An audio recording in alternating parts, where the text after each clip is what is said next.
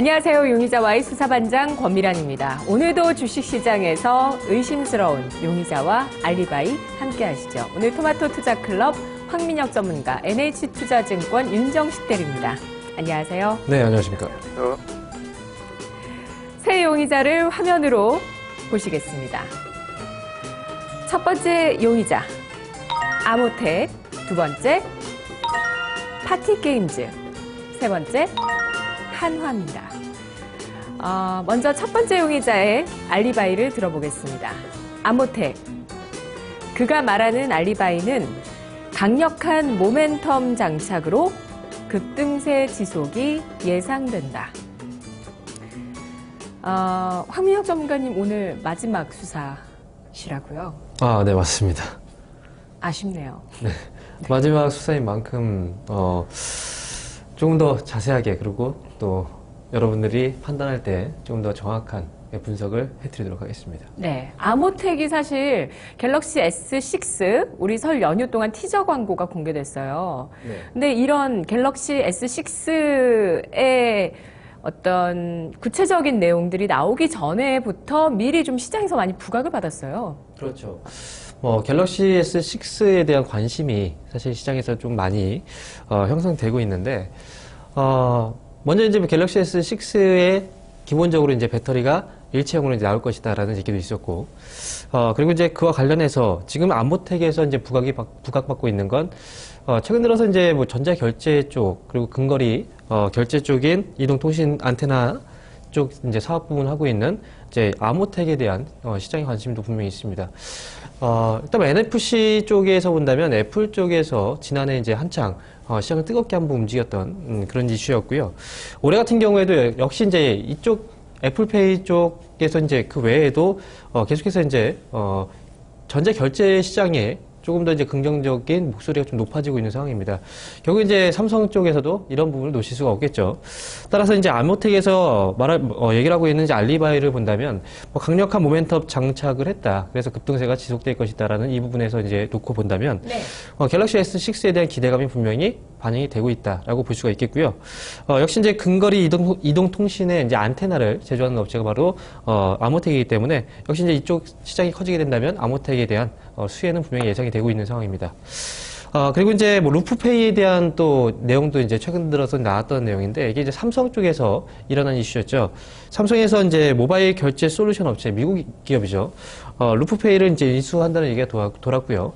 결국은 이제 이쪽에서 모바일 결제 시장이 커지게 될 거라고 예상하고 있기 때문에 결국은 이런 이제 횡보를 보인 거죠. 따라서 지금 이와 관련한 이제 모멘텀으로 본다면 아모텍이 가장 큰 수혜를 받는 건 확실합니다. 그래서 여기서 알리바이에서 제시된 그 내용들은 분명히 아모텍의 주가 상승으로 이어질 전망이다라고 말씀을 드릴 수 있고, 다만 이제 한 가지 우려되는 부분은 말이죠.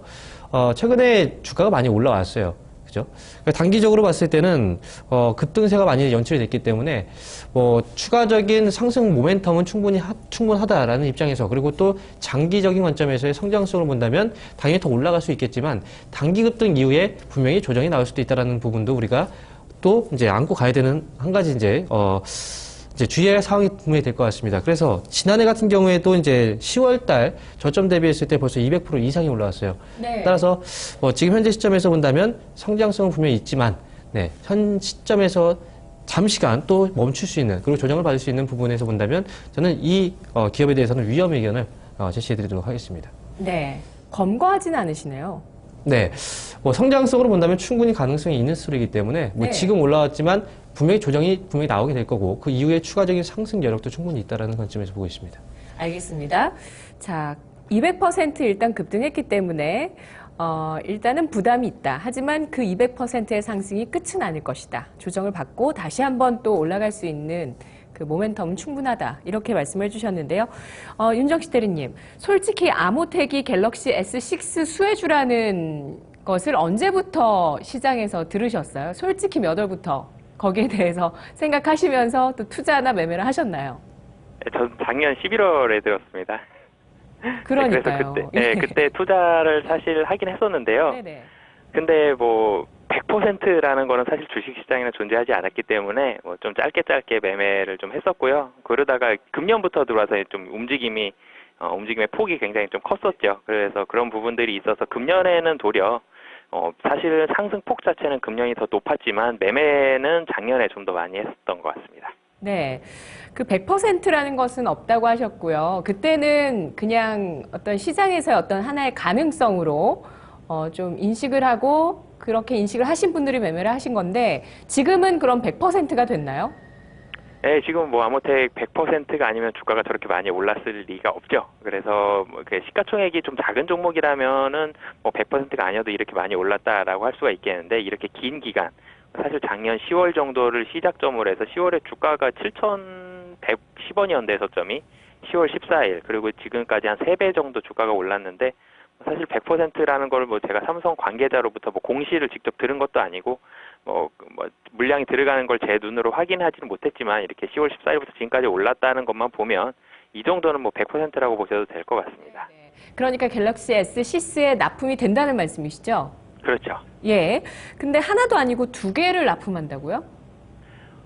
우선은 NFC 안테나를 제조하는 업체였습니다. 아모텍이. 그렇기 때문에 NFC 쪽에서는 뭐 실제로 갤럭시 S3부터 NFC는 안테나가 들어가고 있었고요. 휴대폰 자체에는 들어가 있었지만 우리는 국내의 그런 플랫폼 자체가 갖춰지지가 않았었죠. NFC가 휴대폰으로는 사용할 수는 있지만 사용할 수 있는 곳이 없었기 때문에 뭐 부각이 별로 안 됐던 거고요. 그러다가 이제 애플 쪽에서 아이폰에서 먼저 사용을 하게 되면서 NFC 쪽이 재조명을 받게 되었습니다.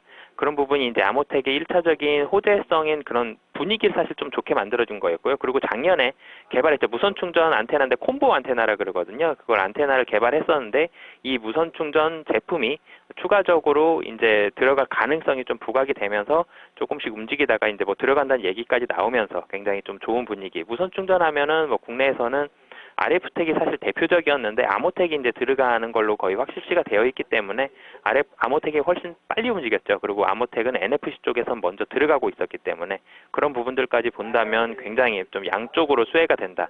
지금 갤럭시 S6 관련한 그런 부품주들은 둘 중에 하나입니다. 안 들어가는 부품이 들어가거나 들어가고 있는 부품의 양이 늘어나거나 둘 중에 하나인 제품들만 오르고 있거든요.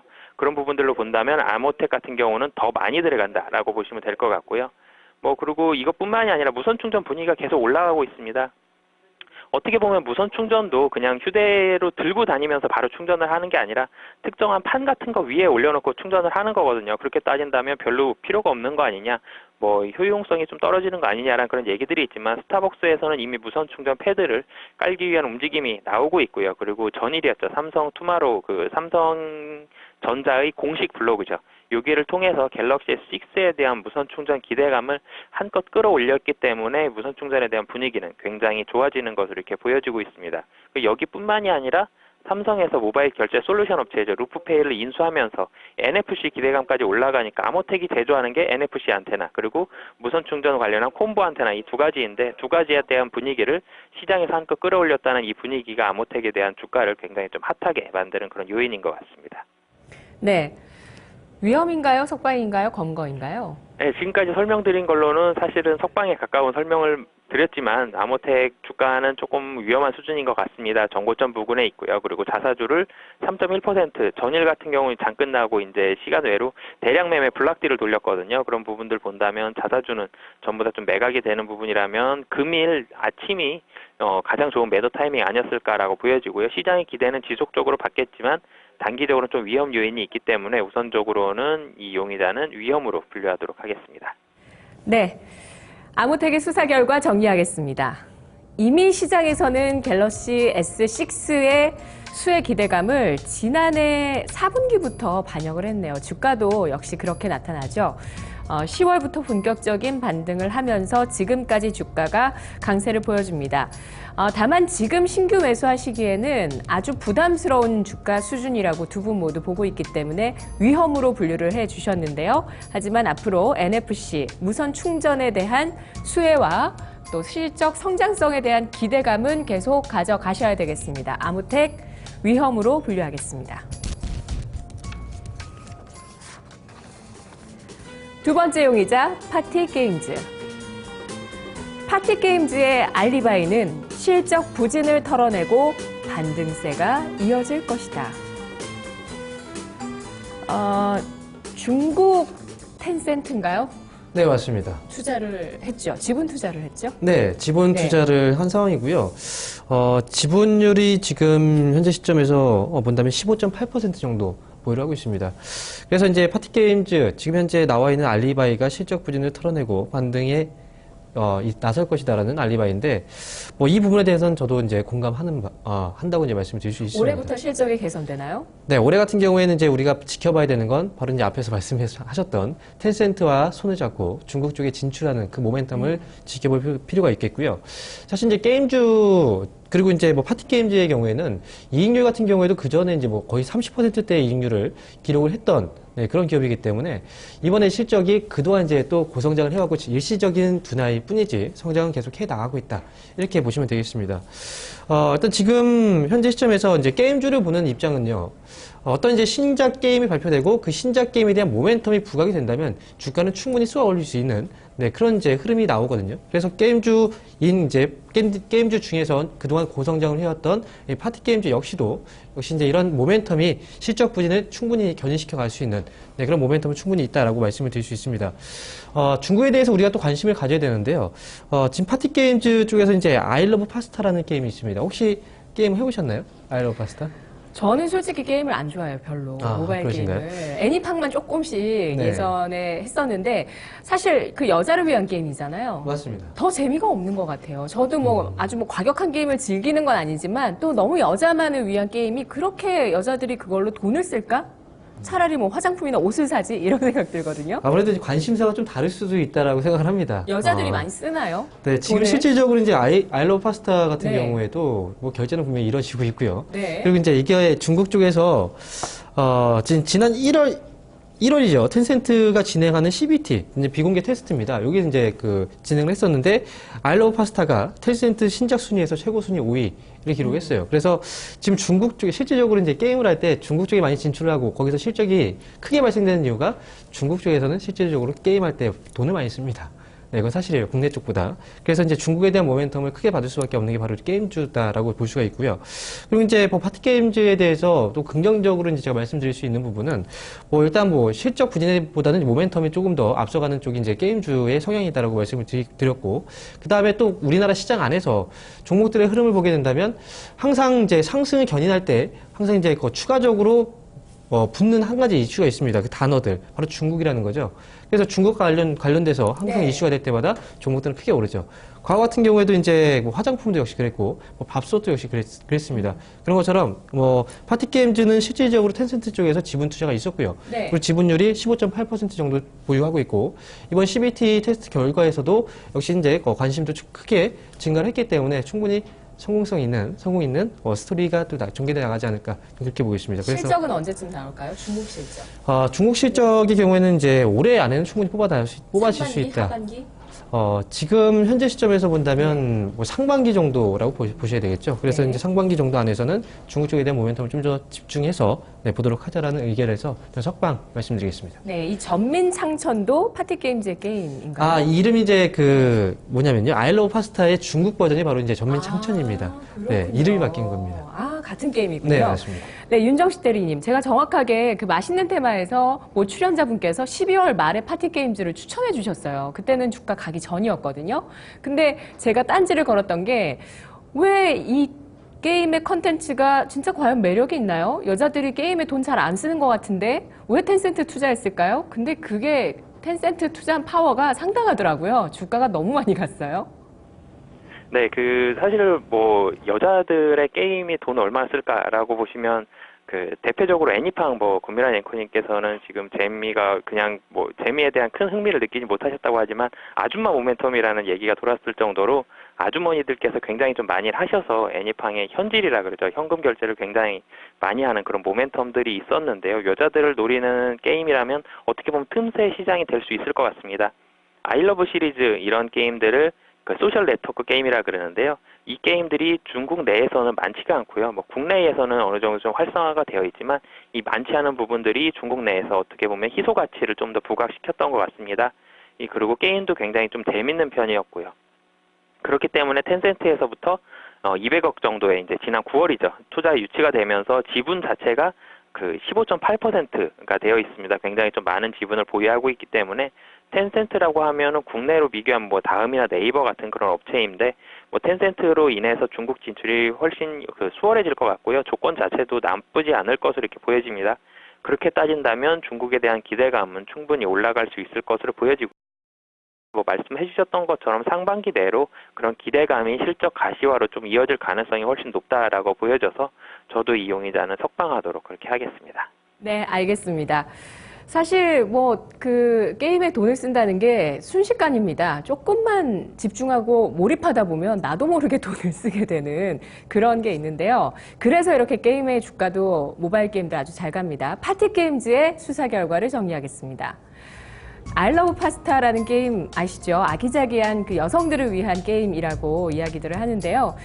그 콘텐츠 자체의 희소성에 아무래도 중국 텐센트는 주목을 했나 보네요. 중국에서 이런 게임이 흔치가 않다고 합니다. 15.8%의 텐센트 보유 지분, 파티게임즈 중국에서의 흥행 앞으로 기대해 보시면서 오늘 두 분 모두 석방 의견 주셨습니다.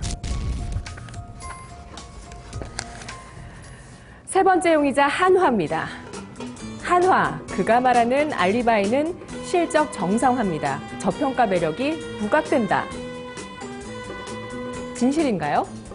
진실과 거짓을 여기서 밝혀내야 돼요. 네.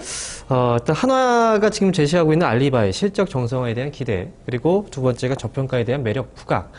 이건데요. 사실 저는 이제 알리바이가 100% 성립을 하지 않는다고 봅니다. 이 부분에 대해서 말씀을 드리면요. 일단 뭐 과징금 이슈가 사실 끊이지 않는 기업 중에 하나가 바로 또 이제 한화예요. 이제 국내 산업용 이제 화약 시장을 독점하고 있는 그 업체 한화하고 고려 노벨 화학이었죠. 여기서 이제 과징금을 부과를 받았습니다.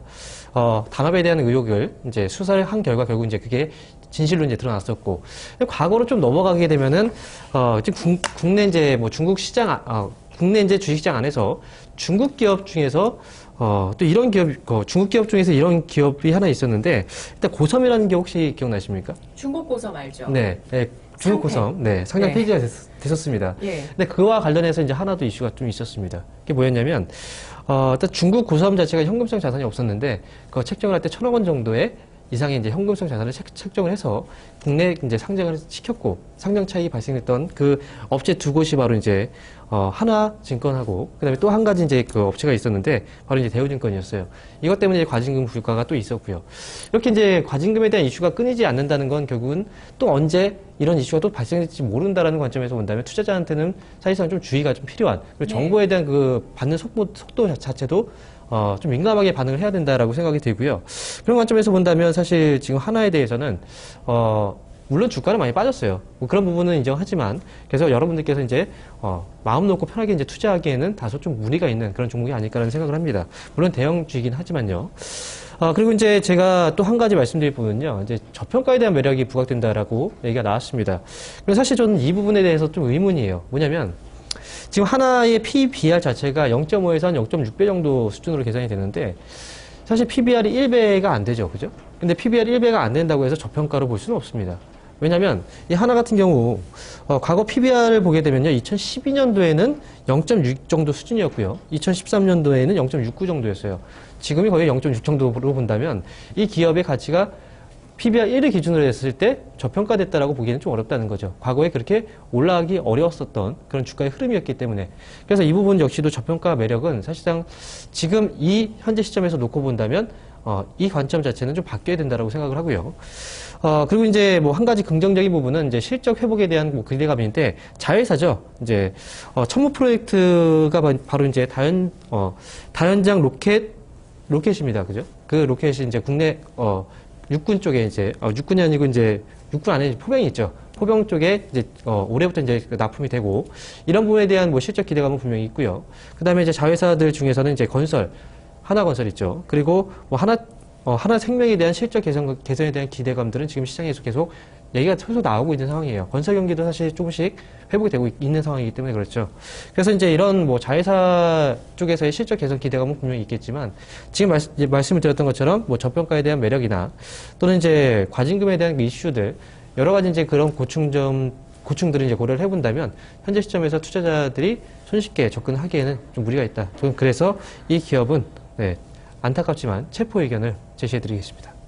네, 윤정식 대리님, 그동안 계속 주가가 바닥을 기고 있다가요. 오늘 일단 9% 반등하면서 지금 박스권 수준 상단에 진입하려고 하고 있는데 한화의 알리바이 진실이라고 보시나요? 거짓인가요? 네, 저는 뭐 좀 전에 말씀해 주셨던 거에 정확히 좀 반대되는 그런 의견을 제시를 해드리고 싶은데요. 우선 하나그룹의 자회사 현황, 그러니까 지분을 가지고 있는 자회사 현황들을 먼저 보여드리도록 하겠습니다.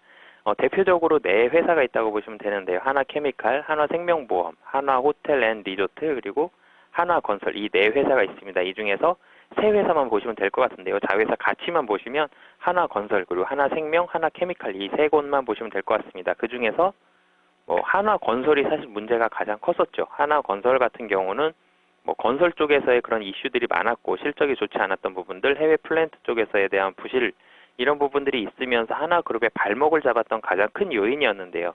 이 부분들이 대부분 해소가 됐습니다. 그렇게 따진다면 하나건설은 이제는 더 이상 악재적인 요인보다는 건설주들 금일 같은 경우도 그렇고 지속적으로 상승하고 있는 이런 부분들은 국내 건설 경기에 대한 활성화가 있었고요. 해외 건설에 대한 부실을 모두 다 털어냈다라고 그런 부분들이 시장에서도 받아들여졌고 사실로도 받아들여졌기 때문에 하나건설에 대한 우려들은 이제는 해소가 됐다고 보시면 될 것 같고요. 그리고 하나생명 쪽에서도 일회성 비용들이 반영이 많이 됐었습니다.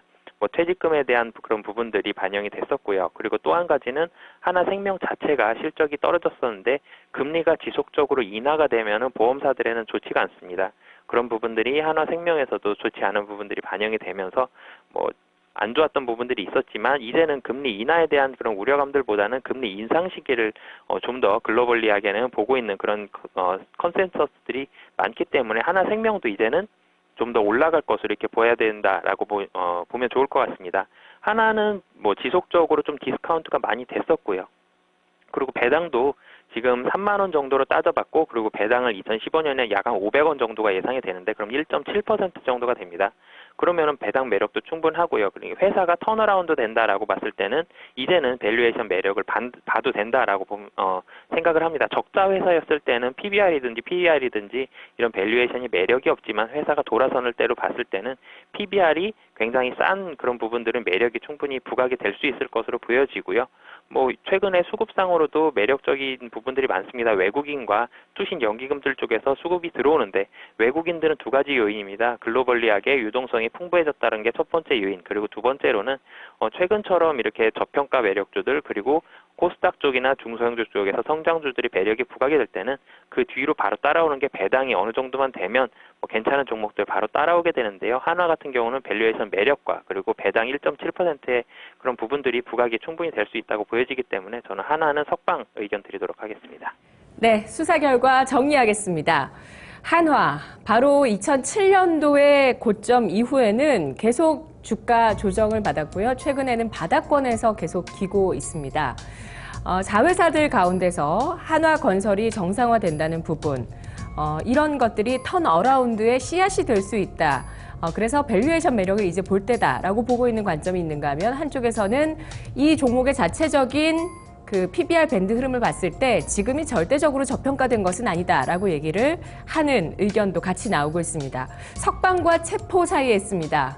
한화, 위험으로 분류하겠습니다. 네, 오늘 파티게임즈를 유일하게 석방해 주신 황민혁 전문가님 전략 있으신가요? 네, 당연히 파티게임즈에 대한 전략을 세워드릴 텐데요. 파티게임즈는 현재 가격대로 본다면 43,000원에서 46,000원 정도가 적절한 매수 밴드라고 말씀을 드릴 수 있고, 목표가의 경우에는 이제 너무 길게 보지 마시고 한 6만원 정도 수준으로, 그리고 손절가는 4만원 정도 수준으로 잡아드리겠습니다. 네. 오늘 저희가 아무텍과 한화를 위험으로 분류했고 파티게임즈만 유일하게 석방했는데요. 하지만 윤정식 대리님은 파티게임즈 한화를 석방해 주셨어요. 전략 있으신가요?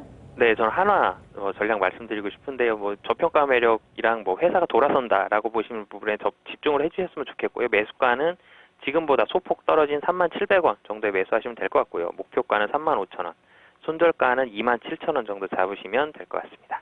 네. 파티게임즈와 한화의 전략 들으셨습니다. 저는 내일 이 시간 다른 용의자와 함께 다시 돌아옵니다.